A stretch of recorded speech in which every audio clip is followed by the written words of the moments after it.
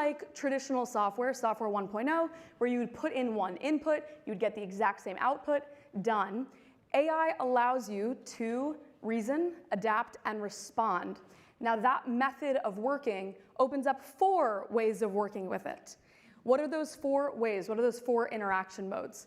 The first is AI as a microtasker, AI as a companion, AI as a delegate, and the big one, AI as a teammate. And I want to show you what each of these looks like. The first is AI as a microtasker. Every single one of you has used it this way, at least, where we're asking trivia questions like which came first, Fortune magazine or the FIFA World Cup. We can give it a perfect 18-page prompt for the greatest M&A dashboard of all time. And we can ask it for songs and audio and video and infographics. We get back that trivia question, Fortune magazine came first, in case anyone was curious. We get our beautiful dashboard that would make me cry with joy. And 90% of your employees are stuck in this mode. And so many employees think that they are an AI super user when all they are doing is asking AI to write their mean email in a slightly more polite way. And this is holding companies back. And actually, your annual subscriptions are made worthless because people are stuck in this mode. So let's talk about the others.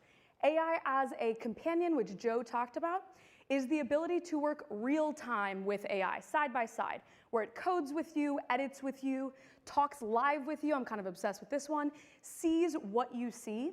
And this is where AI becomes a lot less transactional, where I am assigning something, and a lot more relational. It's that real-time collaborative work.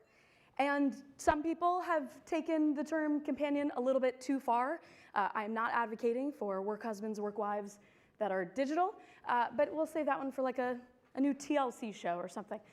The third interaction mode is AI as a delegate. This is when you are assigning large tasks, maybe they're 40 minutes long, and you're then getting it back. We can see things like inbox management. I know people who have fully offloaded their inbox to AI. They spend 1 cent a month and they don't even touch their own inbox. There are people managing workflows and, of course, very complex multi-step AI. This is me using an agentic browser and asking ChatGPT to build me an entire AI avatar video with me not even making a single click. This is really where job transformation is moving into real task reallocation. And most companies have not even gotten to this stage. We're going to talk about one more, though. That is AI as a teammate. Now, I started in AI almost 20 years ago, and this is one of the most underrepresented, underutilized, and forgotten modes because it kind of only started about a year ago because of AI's performance. 2 examples, engineers from OpenAI are treating codecs inside of Slack as a teammate, pulling it into chat threads, working all together. And second, maybe AI is sitting in on your meetings, fielding questions, taking action.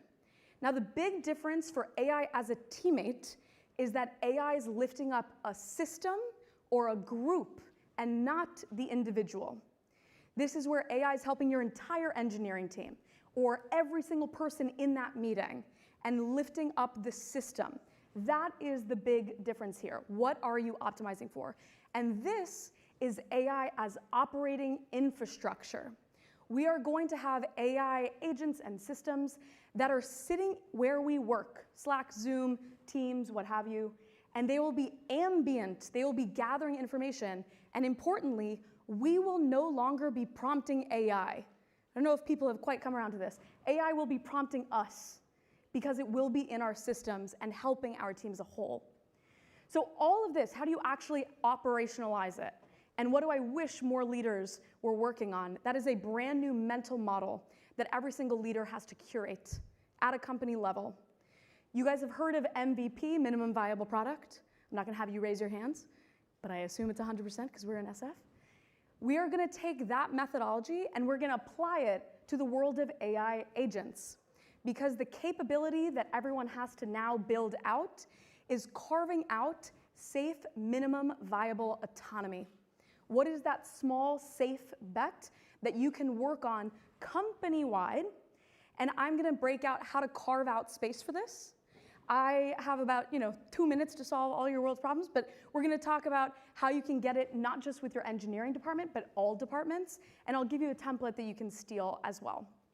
So this is kind of the core checklist for MVA, or minimum viable autonomy. You are going to scope it tight. You are going to keep a human in the loop. Maybe it's just as a final check. You're going to keep it modular so that as AI changes every week or hour or minute, that you can adapt with it. You're going to know your risk thresholds, and we're going to talk about that in a bit. And most importantly is logging and measuring everything and figuring out if AI is good or not. And that last one matters more than you think. Why? Because evals, figuring out whether AI is good or not, is the new product requirement. We are no longer giving step-by-step perfect instructions to these AI systems. We are going to provide goals and boundaries and rules, and AI systems are going to work from the goal backwards. They are going to check their work against our goals. And so instead of defining these perfect 18-page prompts, we are instead giving it the sphere that it is going to work within. This is goal-oriented AI. This is a fundamentally different kind of software than we are dealing with today. The capability that everyone should be working toward now until we have AI built into the hardware in our brains, which I'm sure is going to come like tomorrow or something, is agent protocols. And I want to give you some examples. Claude Skills is the ability to teach AI how your org operates in one way, and it remembers it forever. I built out a Claude skill that uses an AI first index assessment. This is over 700 lines of directions, code, templates, resources, examples. I've trained this Claude skill, and I can now run an entire assessment on how AI first a company is in minutes. And this is something that used to take me weeks. Agents.md, which is much more in the coding space, is from OpenAI. This has been used on over 20,000 GitHub projects.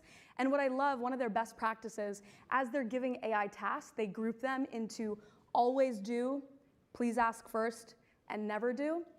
And I love AI agents with healthy boundaries. My therapist would be so happy. So one template to steal, this is how I'm bringing it to not just engineers. This is a preview of something that I share with clients. And as you are going through this template, realize that it actually takes hours or maybe even days to fill this out. This is not a quick one-off prompt. This is architecting AI teammates throughout your company. I want you to be thinking about how to document the human process today, how to measure it, what the compliance requirements are so that your general counsel becomes your best friend. I want you to be thinking about checkpoints for AI and what responsibility you can give these AI agents. I know companies that allow AI agents to spend up to $1,000 without anyone checking it. I know companies that have an even higher spend limit for AI agents. Okay? Not only think about that, but when to escalate to a human. This is how you have safer and responsible AI use. And also, until we have self-learning AI, how are we optimizing these AI systems? Now, I mentioned risk thresholds before.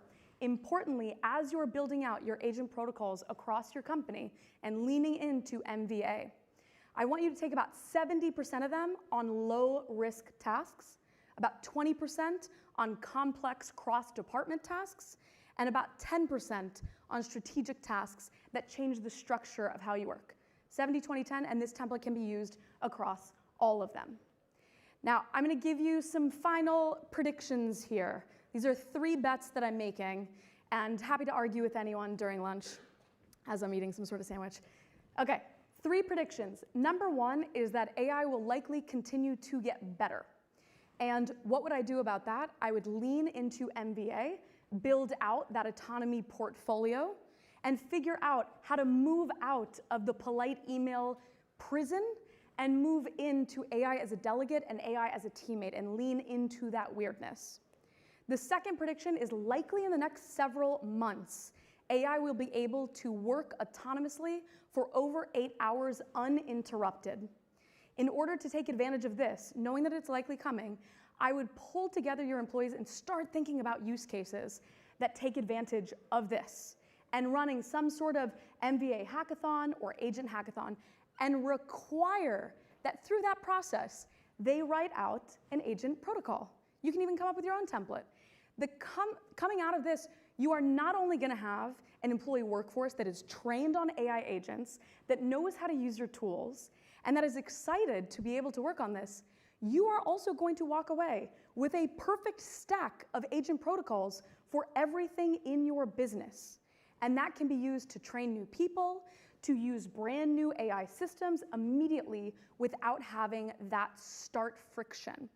The third is that the cost will likely continue to drop on today's level models.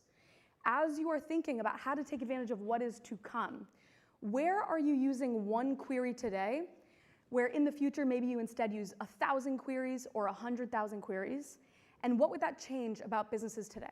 Maybe you're going to build out hyper-relevance, hyper-personalization machines. Maybe you're going to build out mass simulations for every market launch you do in the future. These are the three changes that I am taking a bet on. Now, of course, we don't exactly know what the future of AI will bring. We don't know how fast it'll come. And we don't know what will happen when it does. But the bet that I am taking is that AI is not just a tool, and the organizations who continue to treat it like one are going to wonder over the next decade what happened. Thank you.